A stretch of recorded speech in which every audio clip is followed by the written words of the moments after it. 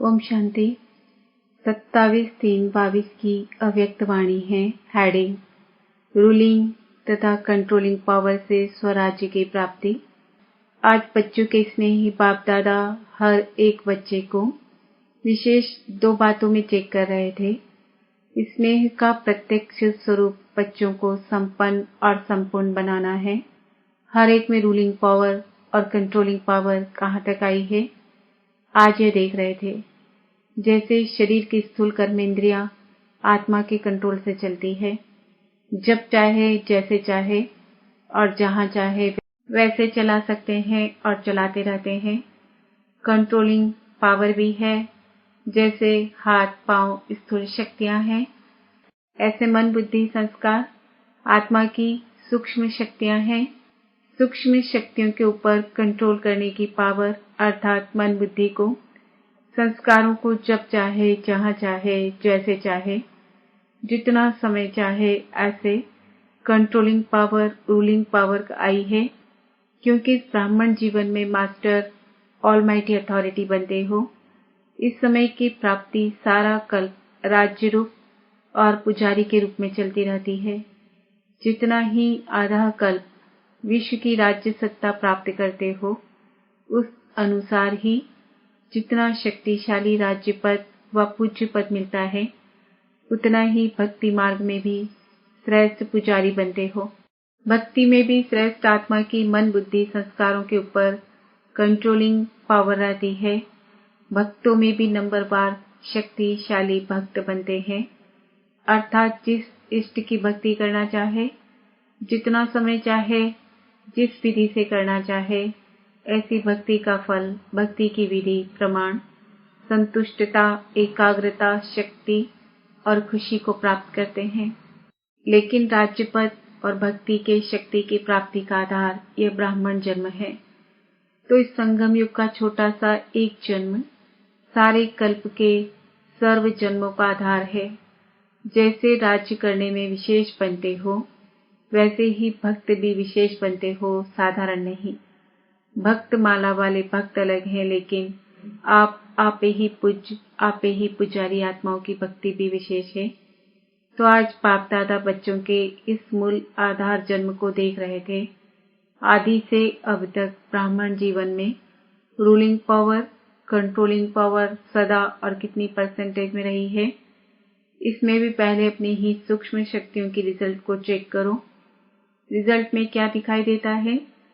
इन विशेष 3 शक्तियों मन बुद्धि संस्कार पर कंट्रोल हो तो इसको ही स्वराज्य अधिकारी कहा जाता है। तो यह सूक्ष्म शक्तियां ही स्थूल कर्मेंद्रियों को संयम और नियम में चला सकती हैं। रिजल्ट क्या देखी? जब जहां और जैसे इन तीनों बातों में भी यथाशक्ति है। सर्वशक्ति नहीं है, लेकिन यथाशक्ति, जिसको डबल विदेशी अपनी भाषा में समथिंग अक्षर यूज करते हैं, तो इसको ऑलमाइटी अथॉरिटी कहेंगे। माइटी तो है लेकिन ऑल है। वास्तव में इसको ही ब्राह्मण जीवन का फाउंडेशन कहा जाता है, जिसका जितना स्व पर राज्य है, अर्थात स्व को चलने और सर्व को चलाने की विधि आती है, वही नंबर आगे लेता है। इस फाउंडेशन में अगर यथाशक्ति है तो ऑटोमेटिकली नंबर पीछे हो जाता है। जिसको स्वयं को चलाने और चलने आता है, वह दूसरों को भी सहज चला सकता है, अर्थात हैंडलिंग पावर आ जाती है। सिर्फ दूसरे को हैंडल करने के लिए हैंडलिंग पावर नहीं चाहिए। जो अपनी सूक्ष्म शक्तियों को हैंडल कर सकता है, वह दूसरों को भी हैंडल कर सकता है। तो स्व के ऊपर कंट्रोलिंग पावर रूलिंग पावर सर्व के लिए अर्थात हैंडलिंग पावर बन जाती है। चाहे अज्ञानी आत्माओं को सेवा द्वारा हैंडल करो, चाहे ब्राह्मण परिवार में स्नेह संपन्न संतुष्टता संपन्न व्यवहार करो, दोनों में सफल हो जाएंगे। क्योंकि कई बच्चे ऐसे हैं जो बाप को जानना, बाप का बनना और बाप से प्रीत की रीति निभाना यह बहुत सहज अनुभव करते हैं, लेकिन सभी ब्राह्मण आत्माओं से चलना इसमें समथिंग कहते हैं। इसका कारण क्या? बाप से निभाना सहज क्यों लगता है? क्योंकि दिल का प्यार अटूट है, प्यार में निभाना सहज होता है। जिससे प्यार होता है, उसका कुछ शिक्षा का इशारा मिलना भी प्यारा लगता है और सदैव दिल में अनुभव होता है कि जो कुछ कहा मेरे कल्याण के लिए कहा, क्योंकि उसके प्रति दिल की श्रेष्ठ भावना होती है। तो जैसे आपके दिल में उनके प्रति श्रेष्ठ भावना है, तो जैसे बाप के प्रति, वैसे ही आपकी शुभ भावना का रिटर्न दूसरे द्वारा भी प्राप्त होता है।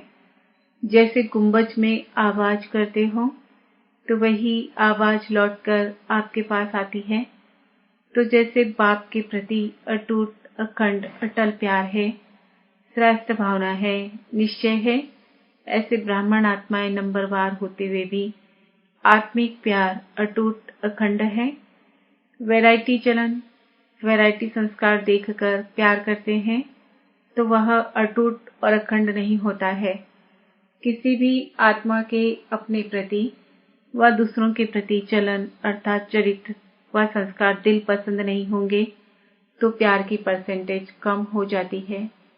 लेकिन आत्मा का श्रेष्ठ आत्मा के भाव से आत्मिक प्यार, उसमें परसेंटेज नहीं होती है। कैसे भी संस्कार हो, चलन हो, लेकिन ब्राह्मण आत्माओं का सारे कल्प में अटूट संबंध है, ईश्वरी परिवार है।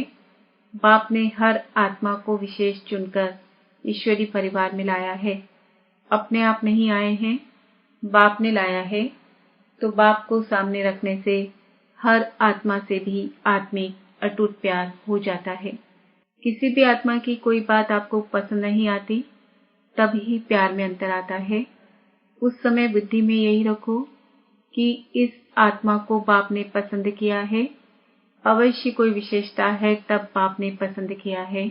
शुरू से बाप दादा बच्चों को यह सुनाते रहते हैं कि मानो 36 गुणों में किसमें 35 गुण नहीं है, लेकिन एक गुण भी विशेष है, तब बाप ने उनको पसंद किया है। बाप ने उनके 35 अवगुण देखे, वह एक ही गुण देखा। क्या देखा? सबसे बड़े से बड़ा गुण व विशेषता बाप को पहचानने की बुद्धि, बाप के बनने की हिम्मत, बाप से प्यार करने की विधि है, जो सारे कल्प में धर्म पिताओं में भी नहीं थी, राज्य नेताओं में भी नहीं, धनवानों में भी नहीं, लेकिन उस आत्मा में है। बाप आप सबसे पूछते हैं कि आप जब बाप के पास आए तो क्या गुण संपन्न होके आए थे? बाप ने आपकी कमजोरियों को देखा क्या? हिम्मत बढ़ाई है ना कि आप ही मेरे थे, है और सदा बनेंगे, तो फॉलो फादर करो ना। जब विशेष आत्मा समझ किसको भी देखेंगे, संबंध संपर्क में आएंगे, तो बाप को सामने रखने से आत्मा में स्वतः ही आत्मिक प्यार इमर्ज हो जाता है। आपके स्नेह से सर्व के स्नेही बन जाएंगे और आत्मिक स्नेह से सदा सभी द्वारा सद्भावना, सहयोग की भावना स्वतः ही आपके प्रति दुआओं के रूप में प्राप्त होगी। इसको कहते हैं रूहानी यथार्थ श्रेष्ठ हैंडलिंग। बाप दादा आज मुस्कुरा रहे थे।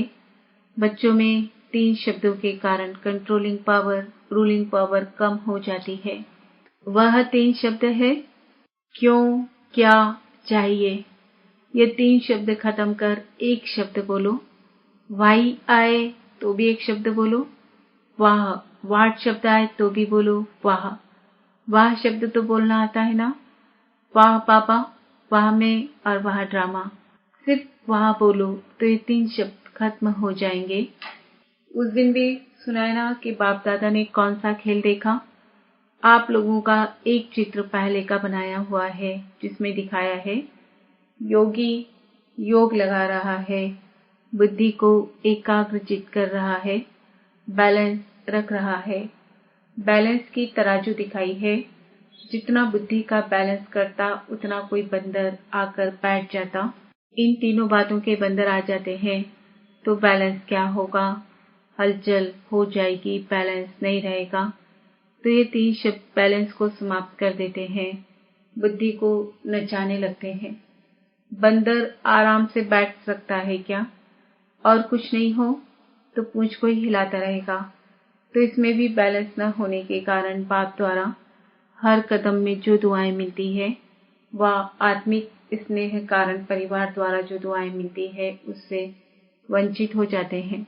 जैसे बाप से संबंध रखना आवश्यक है, ऐसे ईश्वरी परिवार से संबंध रखना भी अति आवश्यक है। सारे कल्प में नंबर 1 आत्मा ब्रह्मा बाप और ईश्वरी परिवार के संबंध संपर्क में आना है। ऐसे नहीं समझना अच्छा बाप तो हमारा है, हम बाप के हैं। यह भी पास विद ऑनर की निशानी नहीं है, क्योंकि आप सन्यासी आत्माएं नहीं हो, ऋषि मुनि की आत्माएं नहीं हो, विश्व से किनारा करने वाले नहीं हो, लेकिन विश्व का सहारा बनने वाली आत्माएं हो। विश्व किनारा नहीं, विश्व कल्याणकारी हो। ब्राह्मण आत्माओं की तो बात छोड़ो, लेकिन प्रकृति को भी परिवर्तन करने के सहारे आप हो। परिवार के अविनाशी प्यार के धागे के बीच से निकल नहीं सकते हो। विजयी रत्न प्यार के धागे के बीच से निकल नहीं सकते। इसलिए कभी भी किसी भी बात में, किसी स्थान में, किसी सेवा से, किसी साथी से किनारा करके अपनी अवस्था को अच्छा बना के दिखाऊं, यह संकल्प नहीं करना। कहते हैं ना, हम इसके साथ नहीं चल सकते, उसके साथ चलेंगे। इस स्थान पर उन्नति नहीं होगी, दूसरे स्थान पर होगी। इस सेवा में विघ्न है, दूसरी सेवा में अच्छा होगा। यह सब किनारा करने की बातें हैं।